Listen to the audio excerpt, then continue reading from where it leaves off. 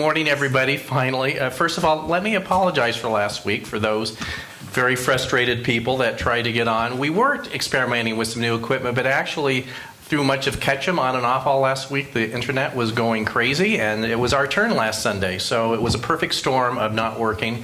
So I can't apologize for Cox Cable, I guess, but I wish I could have made it better, but I couldn't. So had you been here, even though you certainly tried, you would know that this month we are talking about that path of fear and faith. In fact, I just had a little email exchange with someone this week of just the world right now, which is a very big subject. And I said, you know, if we were to have a coffee date in 5 years and reminisce of how this all worked out, at the core of that conversation would be how we walked in both fear and faith. And I really believe that. And so I want to show you a picture that that one I attached to today's live stream. If you happen to look at it before, you can't really go and look at it now, but I have it here, and Narda, our live stream person, is going to try to zoom into it. And I have to say, when I watched it, it was one of those things that I just felt like I was going to lose my breakfast. It just scared me a little bit. So I think I'm at the right spot. I don't know, Narda, if you can yell at me and let us know that if... Okay, can you see it? So if you cannot see it clearly, I'm not going to stand here forever, but just look at it. So it is a picture. In fact, I saw this in social media, and the thing was, would you do this? Would you take this walk? And I went through several of them, and I don't think I found any yeses. So why is this picture so frightening? First of all, we have no idea what his little journey on this suspension bridge is all about. We don't know if this suspension bridge is located 2 feet above a creek and maybe goes 20 feet. We don't know if the suspension bridge goes over a gorge 300 feet in the air. As we look at this, we don't know if he is at the beginning of his journey, and if he is, we don't see his starting point. And with the fog, we certainly don't see his end point. As I look at this, even though the bridge looks a bit precarious, and I have walked on suspension bridges like this, and they are frightening, even on clear days. And even though this looks like it's probably well made, the portion I can see looks well made. I don't know how the portion is on the other side or beyond the fog or where it meets land, wherever it does. And I don't know about you, but I've seen plenty of adventure films that include bridges like this, and it often never goes well. That there's always the big surprise somewhere. So there could be a big surprise waiting for this young man beyond that what we can see. So if I were to ask you, if you could wave your magic wand to be exactly in the spot of this young man here, would you? My guess is that you wouldn't take it on, or at least if you say you wouldn't admit that you really wouldn't. So I think what spoke to me about this picture was that metaphorically, this is about where we are right now. You'd like to think we all know how this is all going to go, but we don't. I truly have faith that we are going through a major time of transition and transformation, and we will get to an amazing spot on the other side, but I have no idea what's between here and there.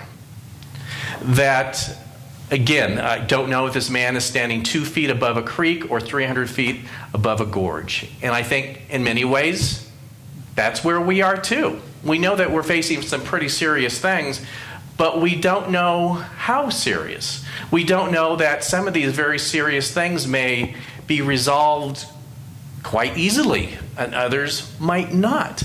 That we have a lot of choices to make. But it's an interesting question to say, would you change places with this man on the bridge?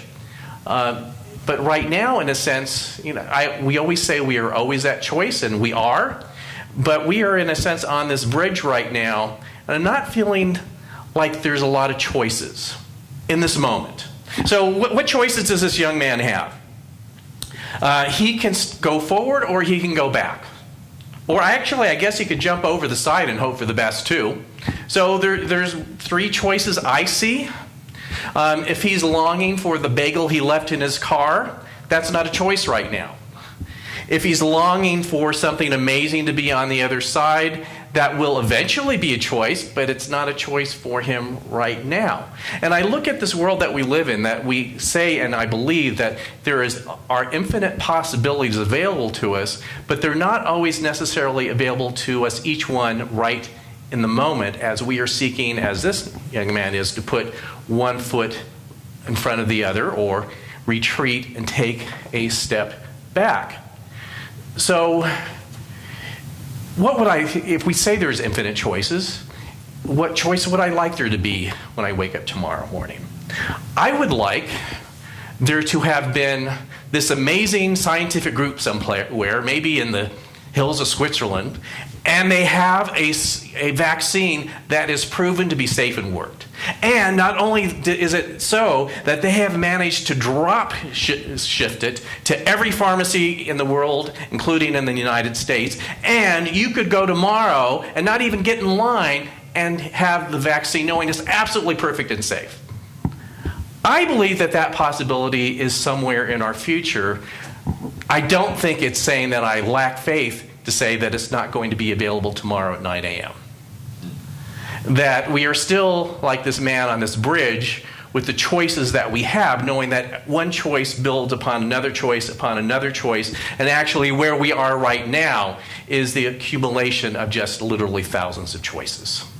And we are now, I think, in the path of faith, trying to shift the course that seems minor right now, maybe, but will lead to a completely different place than we had been on course to go to before.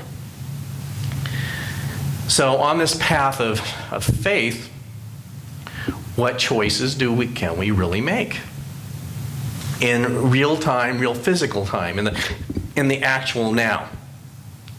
When I think of this, here's a quote that I often refer to by Viktor Frankl, who is an author and a well-known survivor of the Holocaust and concentration camps during World War II in Germany. And he says, "We are no longer able to change a situation. We are challenged to change ourselves. Everything can be taken from a person but one thing, the last of human freedoms, to choose one's attitude in any given set of circumstances, to choose one's own way." I firmly believe this. And I also know that sometimes when you're on these bridges, this is the moment you don't want to hear this. Let's just be honest. If you're feeling down and out and you're feeling like you have no choices, and I think sometimes collectively right now we're feeling boxed in, and someone says something like, change your thinking, change your life, you don't want to hear that. I don't want to hear that. In fact, I think it can, even though it's true, I think it can lack great compassion in a sense. And when someone is truly grasping for the right path, to just be told that, it's just a matter of changing your thoughts. And I even think of Viktor Frankl in this and think how unique he was in being a person to be able to do that in the midst of the horror that he was experiencing. He was really unique in many ways. Everyone had the possibility of that, but he was a few that really chose to do that. So we need to do that, and at the same time have compassion for ourselves and others that are struggling to do that. That I believe our spiritual path is this growth that we can truly change our inner outlook or inlook so that our outlook changes. So again, the question is, if we are always at choice, and we are, what can we really change? And in a sense, when does that desire to choose or to change actually turn over into fear? So I found a quote I don't remember reading before by Ernest Holmes in a thing called You on page 96, for those of you who like to relook things up. He said, "You do the choosing. Spiritual law does the outlining. This is the distinction between choice and outline. If you choose to plant a tomato seed, you have chosen a tomato plant. But you do not outline how many leaves shall grow on the plant, how many stalks it shall have. That is the job of the spiritual law of cause and effect.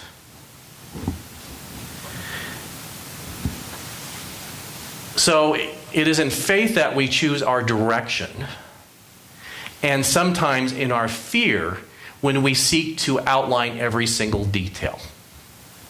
That faith has to take us to a certain point where that we're able to let it go, in a sense, to let it go into spirit, into spiritual law, and let it come out. And that the more that we outline, the more fearful we may be. And I know that goes against what some of us have been taught, that we've been taught when you visualize something or do an affirmation for something, that you should complete it whole within your brain to help bring it forth.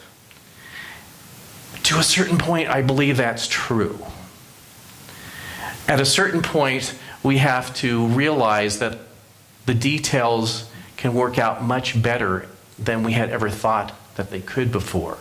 That it really takes quite a bit of courage to give up the grasp on the details, knowing that they can be better. And actually, the more I thought about this tomato analogy, the more it made even more sense to me. I used to say that I hated tomatoes. Most of my life, I was raised with, you go to the market, and there's the tomato section. And they're engineered very, to the point of being they're outlined tomatoes. Go to your store right now. They are exactly the same size. They are exactly the same color. You wouldn't know one from the other. And when you eat them, they are the most tasteless thing you have ever put in your mouth. That's why I said I hated tomatoes, because I had never eaten one until the last couple decades. So one thing that I look forward to in the summer here in the Wood River Valley is that we get a lot of local organic produce in our market. And my favorite being tomatoes. In fact, I have some meals, some salads, that the tomatoes are the main ingredient in there. And they're these great little ones from Hagerman, those of you that live in the valley here, these little ones here, different sizes, different colors. And as I'm cutting them in half to put them in the salad, about every fourth one doesn't make it in there. It makes its way into my mouth. Because each one, don't you, R.L.? Each one is slightly flavored. There's a different flavor to each one. I mean, not a lot, but just subtle. If you just really just kind of leave it in your mouth and let it be in there, you feel like, this one is a little bit sweeter, or this one has a little bit more of a little bit more salt in how it naturally grew. And that, especially then too, take it on to heirloom tomatoes. I mean, when I first saw one a few years ago, I thought, what is this thing from outer space? I mean, there are these gnarly things that are big on one side and little on the other side, and they're all different colors. And again, when you slice into one and you take a bite, I mean, there's just this taste explosion that you have from that is nowhere near those, perfectly spaced and perfectly sized and perfectly colored tomatoes that I had most of my life. So when I was doing the other tomatoes, I could never envision, from that outline what tomatoes could be like. For me to walk that line of fear and faith is not get stuck in what I know out of fear, and have faith that there's something amazing, even more amazing, that can happen.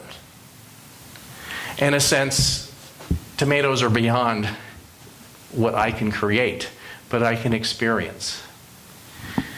So again, what can we really create? We can create seed ideas for things.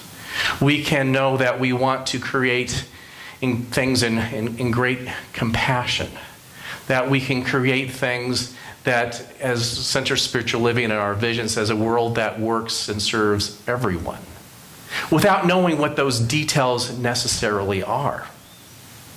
And I think this is a time that, in some respects, more than any, that we need to give up the outline of how things turn out. This doesn't mean you just sit in your house and pray. It means that you really look at what's the essence behind the decisions that we need to make right now. That we are living in a world where the illusion is that we are separated more than we ever have been before. And and you say, illusion? All I have to do is turn on the news and I see the two sides of it going like this, going at it.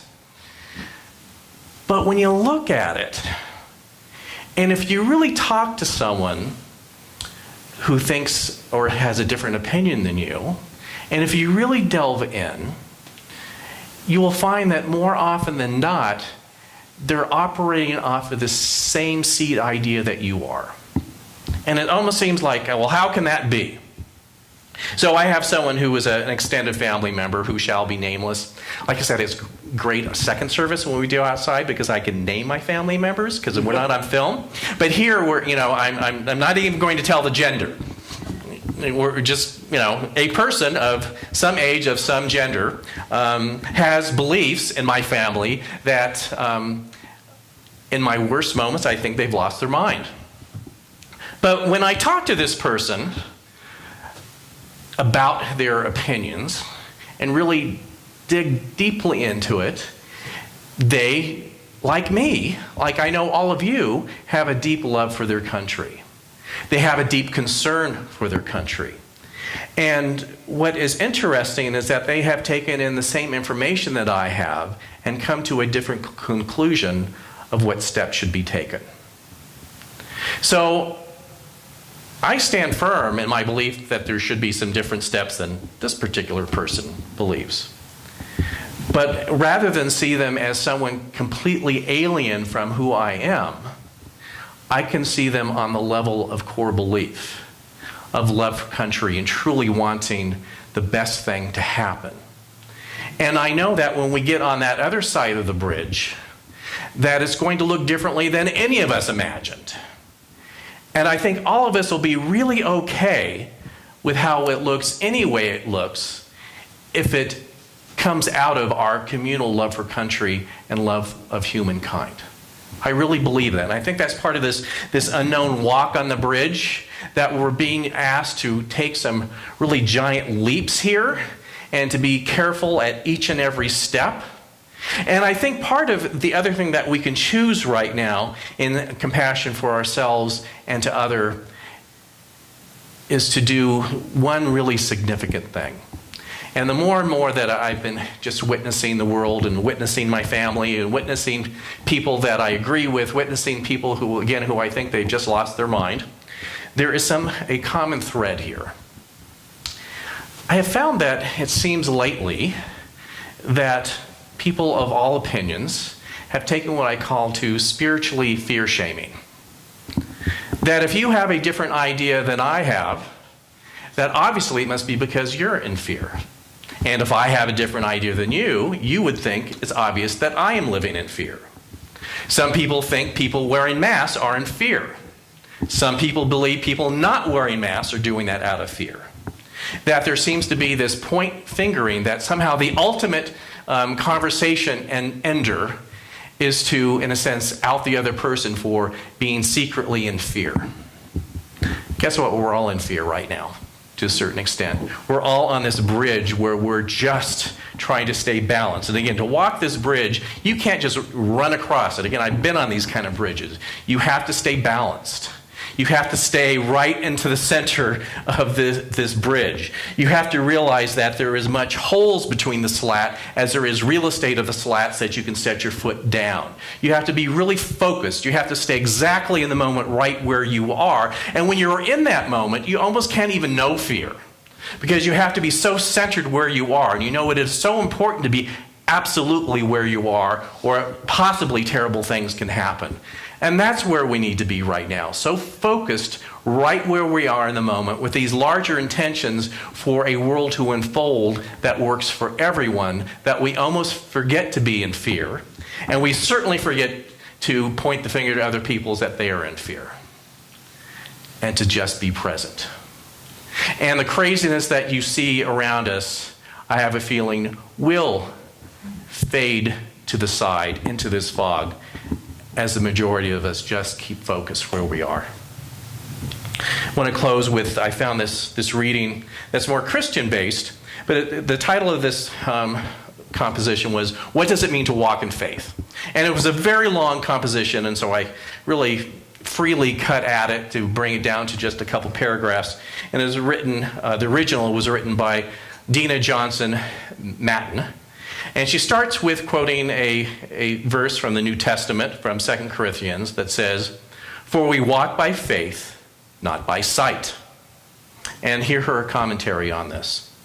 "I'm learning that fleshing out those words, for we walk by faith, not by sight, that simple concept, can be a much tougher assignment. It requires tremendous courage and strength. You must be willing to be misunderstood and even abandoned. You must be willing to give up any semblance of control of your life that you thought you might have. You must be willing to look like a complete fool. But it is a journey of tremendous blessing and reward. It is a journey that is exciting, life-altering, and mind-boggling. It is a journey that will allow you to see and experience the divine in all its fullness and grace. Walking in faith means you have the courage to stand up for the hurting, broken, and downtrodden, to face death for yourself for the good of others. I don't know how your life will be shaken up when you give it to Spirit. As you throw up your arms in surrender and ask for that surrender to change your life. But your request will be honored. You will be taken on a journey, taught how to walk by faith, and entrusted with some of life's most treasured moments. That's life on the bridge. So let's just take this within for a few moments here. And let us give thanks for this moment right where we are. Yes, the appearance is precarious.